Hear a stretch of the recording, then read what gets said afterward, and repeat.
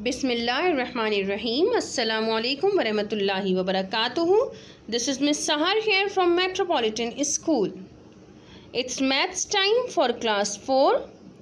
Today we are going to study exercise 7b, which is all about once again geometry. And in geometry what we are going to study angles. Angles हम कहते किसे हैं? आपको यहाँ एक रे नज़र आ रही है और now you can see another ray. Alright, ये दो रेज बेटा, कोई सी भी दो रेज जब किसी एक पॉइंट पर आपस में मिलती हैं तो वो क्या कहलाती हैं? वो कहलाता है angle. Clear? When two rays meet at a point are called the angle. See, these rays are called the arms of the angle. Then this meeting point of the rays, वो पॉइंट जहाँ पे ये raise आपस में मिलती हैं बेटा, वो कहलाता है vertex. Clear? Then here you can see the symbol of the angle. ये बेटा कर्व लाइन जो आपको शो हो रही है इस एंगल के अंदर, this is called the angle of these two arms or rays. Got it? Then difference between two arms is called the angle. Angle की क्या डेफिनेशन है बेटा? दो आर्म्स और दो रेज के बीच में जो डिफरेंस होता है वो कहलाता है एंगल. और an angle is the figure formed by two rays having a common vertex. दो रेस से मिलकर जो भी फिगर फॉर्म होगी और उनका वर्टेक्स कॉमन होगा बेटा, तो वो क्या कहलाएगा? एंगल कहलाएगा. Now these kind of angles you can observe everywhere around you. Alright, here you can see the needles of these clocks. आपको इस घड़ी की सुइयां नजर आ रही हैं? You can suppose these needles as the rays, two rays. ठीक है, इन निडल्स को आप दो रेज सपोज करें और ये देखें कि ये कितने डिफरेंट एंगल्स फॉर्म कर रही हैं. इन निडल्स का कॉमन वर्टेक्स है, ठीक है, मीटिंग पॉइंट सेम है दोनों का, और इनकी दो आर्म्स हैं. That means they are forming different angles. Got it? Same as the arm of this kid और your arms, my arms, they also form different angles as you can see in this picture. Clear? अब जल्दी से आप भी अपने arm से जो है वो डिफरेंट एंगल्स फॉर्म करने की कोशिश करें. This protractor is used to measure angles. बेटा जैसे कि आप लाइंस मेजर करते हैं, ऑलराइट, लाइंस की मेजरमेंट करते हैं ना हम, किस चीज़ से करते हैं? रूलर से करते हैं. क्लियर? इसी तरह एंगल्स की मेजरमेंट बेटा किससे होती है? इस प्रोट्रैक्टर से होती है. क्लियर? आपके ज्योमेट्री बॉक्स में ये प्रोट्रैक्टर मौजूद है, इसको निकाल के ऑब्जर्व करें, देखें. अब इसकी मेजरमेंट किस तरह होती है ये मैं आपको बाद में बताऊंगी. पहले इस प्रोट्रैक्टर की कुछ डिटेल्स ले लेते हैं. सबसे पहले तो इस प्रोट्रैक्टर के आपको ऊपर जो लिखे हुए नंबर्स नज़र आ रहे हैं, 0, 10, 20 और इसी तरह राउंड होके 90 डिग्रीज एंड देन 180 डिग्रीज तक ये नंबर्स जा रहे हैं. These numbers are called the degrees. ठीक है, जिस तरह आप रूलर पे जो नंबर्स देखते हैं वो मीटर्स या सेंटीमीटर्स कहलाते हैं, इसी तरह प्रोट्रैक्टर में ये नंबर्स बेटा कहलाते हैं डिग्रीज. Got it?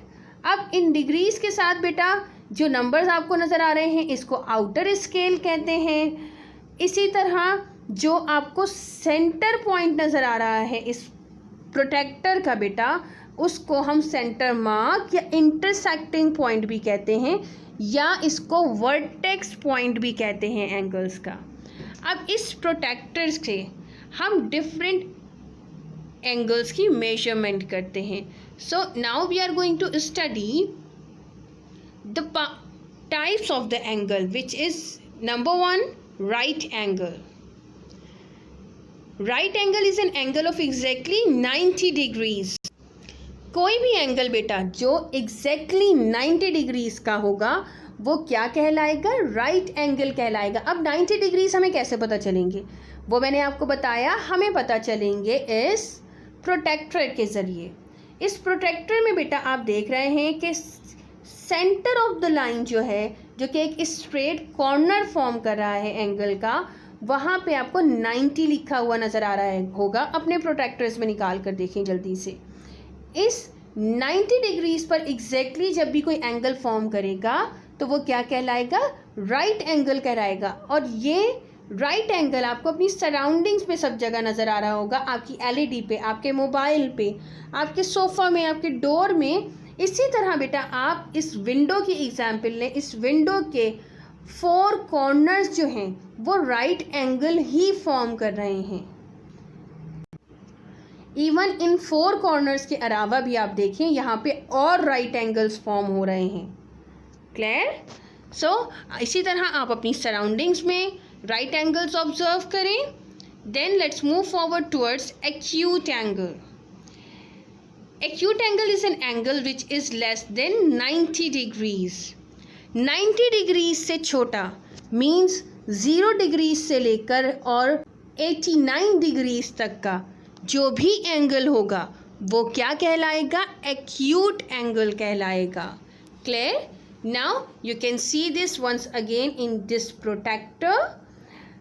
ये एंगल कितने डिग्रीज का है बेटा, ये एंगल है 35 डिग्रीज का है। As you can see here 0 degrees से ये स्टार्ट हुआ, then 10, then 20, then 30 and then 35 degrees का ये एंगल फॉर्म हो रहा है, जो कि डेफिनेटली 90 डिग्रीज से लेस देन है। तो हमें बहुत अच्छी तरह पता है कि ये एंगल एक्यूट एंगल है। Got it? Then this pizza slice is the best example of the acute angle. ये जो पिज्जा स्लाइस होता है बेटा, ये एक्यूट एंगल की बेस्ट एग्जाम्पल होता है। Then let's move forward towards obtuse angle. It is an angle which is more than 90 degree. Means acute angle और ऑब्ट्यूस एंगल का डिफरेंस क्या होता है बेटा, इसका बहुत छोटा सा डिफरेंस है कि obtuse angle is more than 90 degree and acute angle is less than 90 degree. So once again this becomes more simple in the protractor, that this angle is forming an angle of 125 ideally degrees. So 125 is definitely more than 90 degrees. So we can easily say that this is an obtuse angle. This fan or this Chinese fan is the best example of obtuse angle. Here you can see these red lines are showing that this is forming an obtuse angle. Alright, इसी तरह से obtuse angle आपको अपनी surroundings में बहुत सारी जगह नज़र आ रहे होंगे बेटा। Then let's move forward towards a straight angle. A straight angle is as simple as a straight line. A straight angle is an angle of exactly 180 degrees. That means एक स्ट्रेट लाइन बेटा जब 2 raise से मिलकर form हो जाती है तो वो एंगल कितने डिग्रीज का हो जाता है, 180 डिग्रीज का।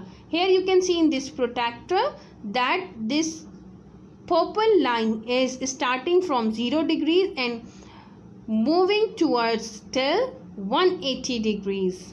Okay, this bridge is best example of a straight angle. Then reflex angle. Reflex angle is an angle which is more than 180 degree but less than 360 degrees. अब 180 degrees से ज़्यादा का एंगल जो होता है वो रिफ्लेक्स एंगल कहलाता है। लेकिन आपके प्रोटेक्टर में तो आपको सिर्फ 180 डिग्रीज नज़र आ रहे होंगे बेटा, 0 से लेकर 180 डिग्रीज नज़र आ रहे होंगे। सो रिफ्लेक्स एंगल बेटा स्टार्ट ही 180 के बाद होता है, यानी कि आपको इस में जो पर्पल लाइन नज़र आ रही है इसका आउटर पोर्शन रिफ्लेक्स एंगल है। Alright, now this quarter eaten pizza is the best example of a reflex angle. इस पिज्ज़ा का बेटा वो पार्ट जो खाया जा चुका है that is called simply a right angle, और उस राइट एंगल के ऑपोजिट जो एंगल फॉर्म हो रहा है बेटा वो डेफिनेटली क्या फॉर्म हो रहा है, वो है reflex angle. Alright, then now let's solve exercise 7b of page number 75. Here you can see question number 4 of your book. The question is name the following angles. बेटा आपको यहाँ कुछ एंगल्स नज़र आ रहे हैं, इनको एस्टिमेट करते हुए और जज करते हुए आपने जो है वो इन एंगल्स के नेम्स देने हैं। ठीक है, ये एंगल्स जो टाइप्स ऑफ एंगल्स मैंने आपको वीडियो में बताए हैं बेटा उसी से रिलेटेड ये एंगल्स हैं। For example as you can see in figure A, ये जो एंगल फॉर्म हो रहा है यहाँ पे ये हम इजीली जज कर सकते हैं that it is a acute angle.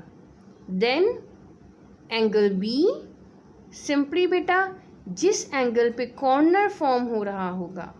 Alright, आप देखोगे कि इस फिगर्स में बाकी तमाम एंगल्स में कर्व्ड लाइन से एंगल शो किया जा रहा है, जबकि दो एंगल्स ऐसे हैं जहाँ पे स्क्वायर्ड और एल शेप में एंगल शो किया जा रहा है, और इस एल शेप के एंगल का मतलब ही ये होता है कि ये राइट एंगल है। That means figure B is a right angle, same as figure C is also a right angle. Alright, in this way you can solve this exercise in your copy.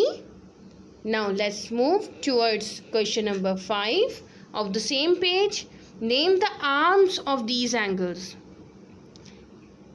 Arms क्या होते हैं बेटा, मैंने आपको बताया था angle के arms होते हैं द रेज और sides of the angle. So this is very simple. In part A we have two arms, number 1 is AB and the second one is BC. Alright, in this way you can solve part B of this question. Then let's solve question number 6. Name the vertex of these angles. Vertex simply means the meeting point of the angles. So in figure A, L is the vertex. Alright, and then you can solve part B of this question. Let's forward towards your home assignment. You have to simply write the definitions of angle, acute angle, obtuse angle, right angle, straight angle and reflex angle. Then you have to solve question number 4, 5 and 6 of exercise 7b, which I have already explained you in this video. Thank you so much. Goodbye.